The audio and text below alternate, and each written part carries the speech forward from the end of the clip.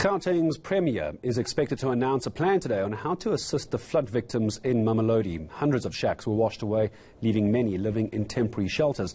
Sekhahacha Moahi is on that story for the latest. Now, hello to you, Sekhahacha. Give us a sense of just what the plans are to try and get these people back into their homes as quickly as possible. Well, good afternoon, Gareth. What we do understand is that the Gauteng Premier is currently waiting for a report today that needs to be handed in today by a team that he put together comprising of some of the leadership here in Tshwane and the Mamelodi Baptist Church Reverend there. And together they then will come up with a plan and suggestions as to what the Gauteng government can do to assist those that have been displaced in Mamelodi following these horrendous floods on Monday evening. And just to set the scene here for you, it is very quiet here in Mamelodi at this particular area, where we understand that this is where the floods swept through, where the water just swept through here. And what we are seeing then, Gareth, is there's a mattress right here next to where I am standing at the moment. And you can see that this was obviously swept out of this particular house where people were probably either sleeping or they were just enjoying an evening by themselves. We are also seeing some shacks and some clothing that has just been left there, Gareth, that you can just clearly see swept through definitely by the floods on Monday, and then the shacks here that have completely been destroyed.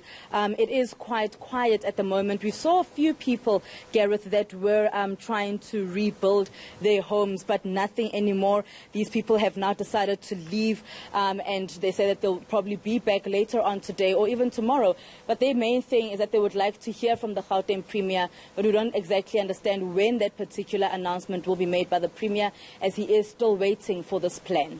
Obviously, those whose homes were washed away, they're finding alternative accommodation, perhaps through a charity of some kind, Sekhahacha. They've been taken in. I still see behind you, though, a number of cars driving around and vehicles outside homes. I imagine then not everybody has decided to leave their homes at the moment. What are their plans? They're going to just stick it through?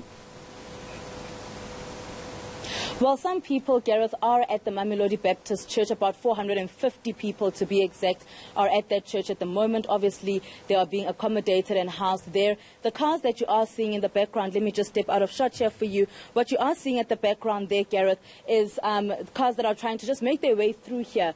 And the issue there is that it's still flooded. That road is still flooded, and there's quite a lot of water. So people just trying to make their way through.